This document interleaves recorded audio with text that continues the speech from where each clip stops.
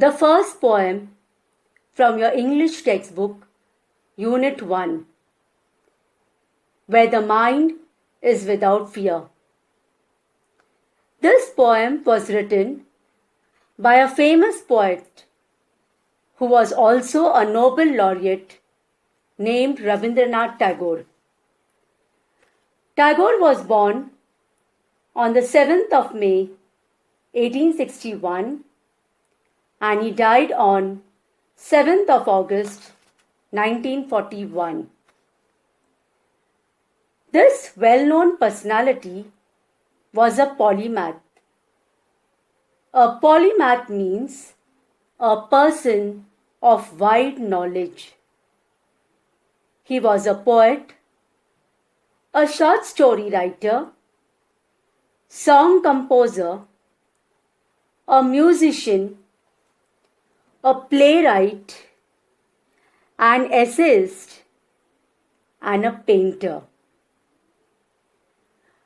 Tagore was also known as the Bard of Bengal.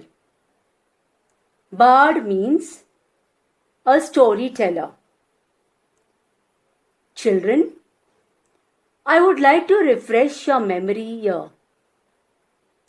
I am certain all of you know that the composition of a national anthem, Jana Gana Mana, was done by Tagore. Thus, Tagore was a creative genius. Tagore was the author of Gitanjali and its profoundly sensitive, fresh, and beautiful verse. This poem was one of his widely read poems. It was originally composed in Bengali and later he himself translated it into English. This poem is from his Nobel Prize winning anthology Gitanjali. Anthology means a collection of poems, and Nobel Prize means an honor bestowed during the British era. Tagore lived during the time when India was ruled by the British. In this poem, besides political freedom from British, Tagore also appeals to God for social, educational, and economic freedom for the people of India. This poem is Tagore's vision for our motherland, written in the form of a prayer for our country, India. This poem is also applicable in today's situation, where the whole world is facing the pandemic situation, and this poem gives a ray of hope and also the message that unitedly we can face many challenges. Kindly pay attention as I recite the poem. The lines of the poem are displayed on the screen. Where the mind is without fear. Where the mind is without fear and the head is held high. Where knowledge is free. Where the world has not been broken up into fragments by narrow domestic walls. Where words come out from the depth of truth. Where tireless striving stretches its arms towards perfection. Where the clear stream of reason has not lost its way into the dreary desert sand of dead habit, where the mind is led forward by thee into ever widening thought and action, into that heaven of freedom. My Father, let my country awake. I shall now explain the poem line by line. So let's take the first sentence, where the mind is without fear and the head is held high. Head is held high means dignity, pride, or self-respect. The poet Rabindranath Tagore starts the poem with the line, where. The word where comes 7 times at the beginning in the poem. Where refers to the country. Tagore wants all Indians to hold their heads up fearlessly and have confidence in themselves and live a life of dignity. The main reason is in those times, since we were under the British yoke, the people were oppressed and were treated like slaves. Let us now discuss the figure of speech in this line. Where the mind is without fear and the head is held high. This is alliteration, because the repetition of the sound of the letter W and H is repeated for better poetic effect. Now we shall go to the next line. Where knowledge is free. This line indicates that knowledge should be available to all citizens of India. It also means right to education to all. And how should this be given? It must be free for all people and not for any specific caste or class. Children, there was a time during the ancient period where education in India was only the right for a select few of a particular caste or a community. And that was wrong. In today's time, remember children, the country's growth depends on the education of the masses. Let me add here, according to the Right of Education Act that was implemented in 2009, it was decided by the Government of India that free compulsory education for all children of all communities from the age of 6 to 14, from Kashmir to Kanyakumari, should be given free and it should be made compulsory. The figure of speech in this sentence, where knowledge is free, is anaphora. Now, what is anaphora? The word where is repeated 7 times at the beginning of the line to give an artistic effect to the poem. So, this is known as anaphora. Now we proceed, children. We go to the 3rd and the 4th lines, where the word has not been broken into fragments by narrow domestic walls.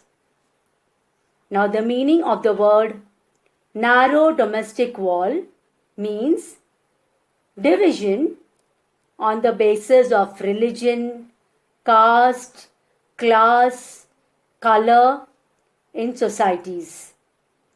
And this condition is not only prevalent in India but it is seen in many countries of the world.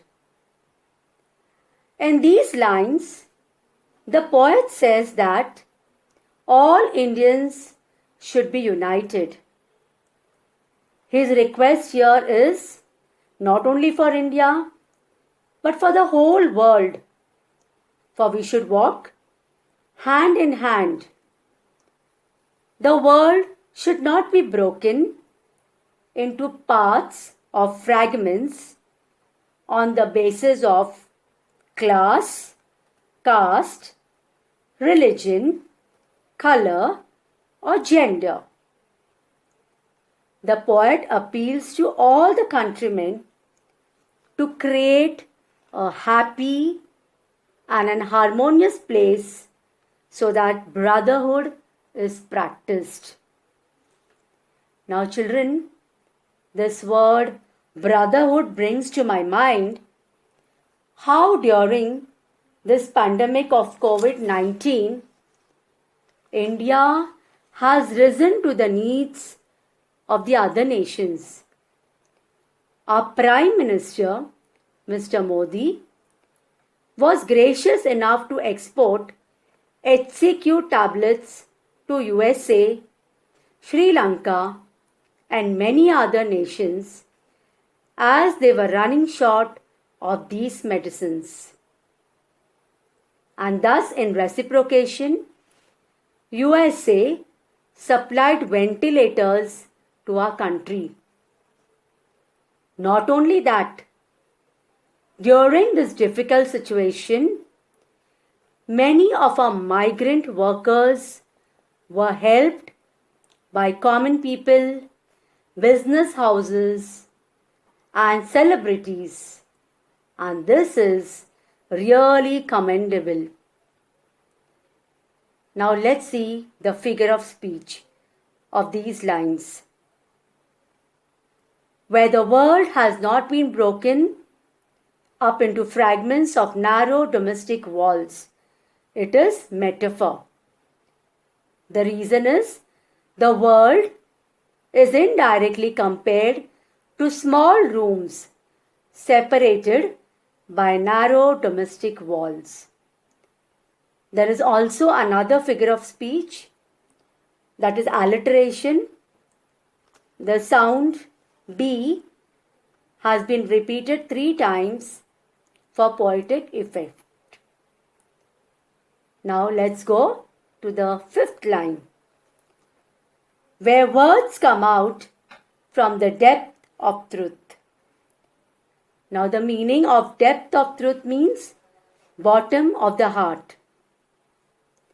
In this line, the poet feels that in the India of his dreams, his people should speak the truth, and no person should lie for his or her advantage.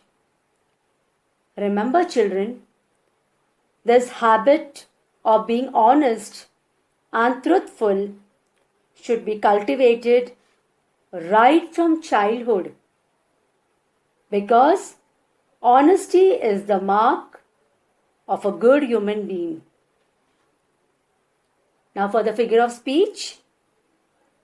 Where words come out from the depth of truth, it is personification, because words have been given the human quality of coming out. Let's now go to the next line. Where tireless striving stretches its arms towards perfection. Let's see the meaning of tireless striving. It means continuous efforts and struggles. There's another meaning there. Please pay attention to it. It is stretches its arms. It means aims at achieving its goal. Now for the explanation of this line. The poet wants all his countrymen to be hard-working. They must keep on trying till they reach a stage of self-perfection. My humble request to you, dear children, is that since you have now stepped into this crucial year of your life, and though you are learning through virtual class, you must put in your 100% efforts. You must be focused on your goal. And to achieve this goal, you need to be devoted, dedicated, and determined. This will not only make you proud, but you will also make your family and your country proud. Remember, children, you are the future of this nation. And therefore, we trust and hope that you will do your best and work hard to achieve success. Now let's see the figure of speech. Tireless striving, stretching its arms, is personification. Because your tireless striving has been given the human quality of stretching its arms.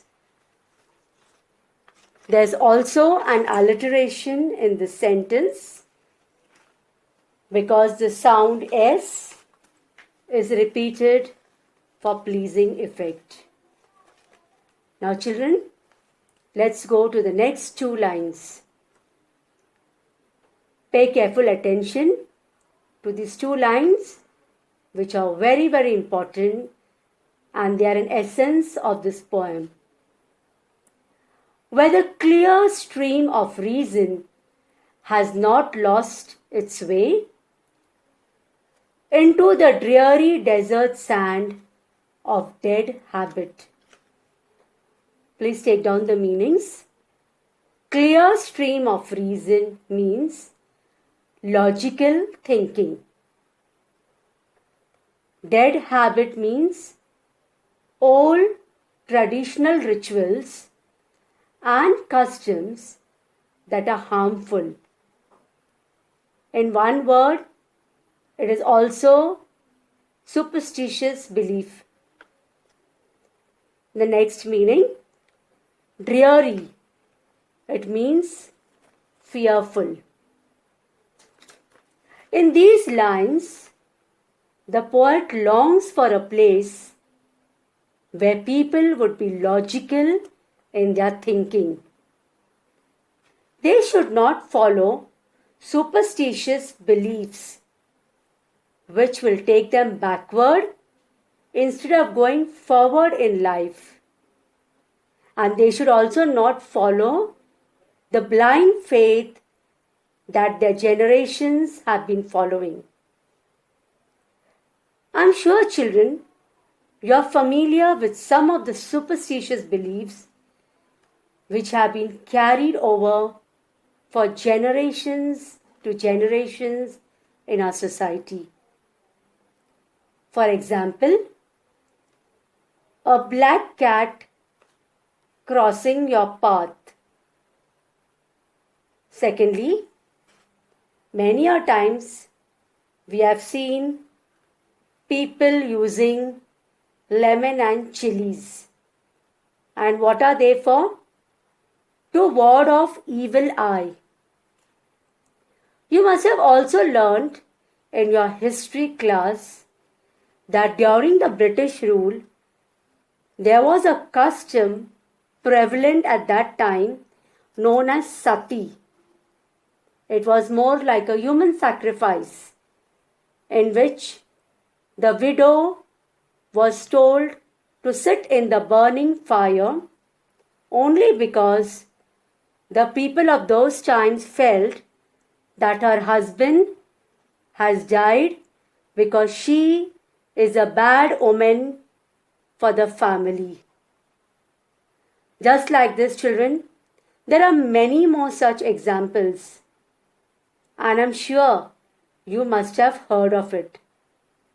Remember, in life, we should not adapt and adopt these old fanatics, but we should adopt rational thinking. The poet also compares logical thinking to a clear stream and old traditional customs to the dreary desert sand of dead habit. Children, now let's look at the figure of speech in both the sentences. The first one, clear stream of reason. It is metaphor because reason has been implicitly compared to a clear stream. The next figure of speech is dreary desert sand of dead habit. Now in this sentence, there are two figures of speech. First one is personification. And now why is it personification? Because habit has been given the human quality of death. Because habit has been given the human quality of death. And the second figure of speech is metaphor. The reason here old habits have been implicitly compared to dreary desert sand. Now children, finally we shall take the last three lines in totality. Where the mind is led forward by thee into ever widening thought and action, into that heaven of freedom, my Father, let my country awake. Here, children, the word thee is an archaic word. That means it is an old English word for you, Y-O-U. The meaning of ever widening is continuously broadening. Now what does the poet say here? The poet addresses to God in this line. Which line? Where the mind is led forward by thee. The poet addresses to God and says, my Father.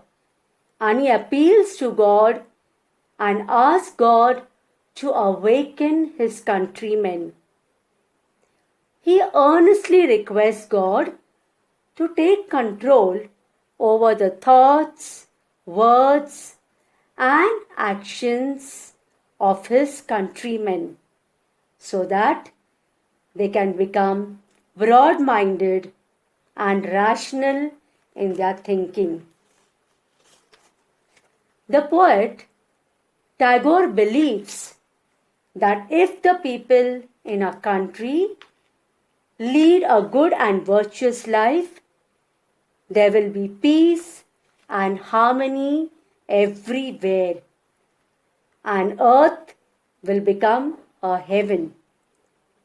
He therefore urges God to lead us into the heaven of freedom and awaken us from the sleep of selfishness, illiteracy, laziness, falsehood, and superstition.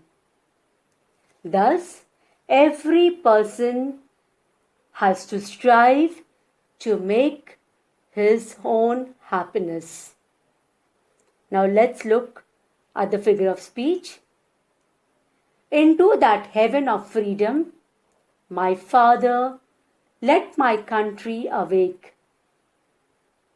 This figure of speech is synecdoche. Your country stands for the people of India. The next figure of speech in the same sentence is apostrophe. The poet is addressing the Almighty. And the next figure of speech in the same sentence, into that heaven of freedom, my Father, let my country awake, is repetition. The word my is repeated pleasingly. Children, I hope you have followed this poem, and in conclusion, let me just tell you that this poem reflects Tagore's love and patriotism for his country.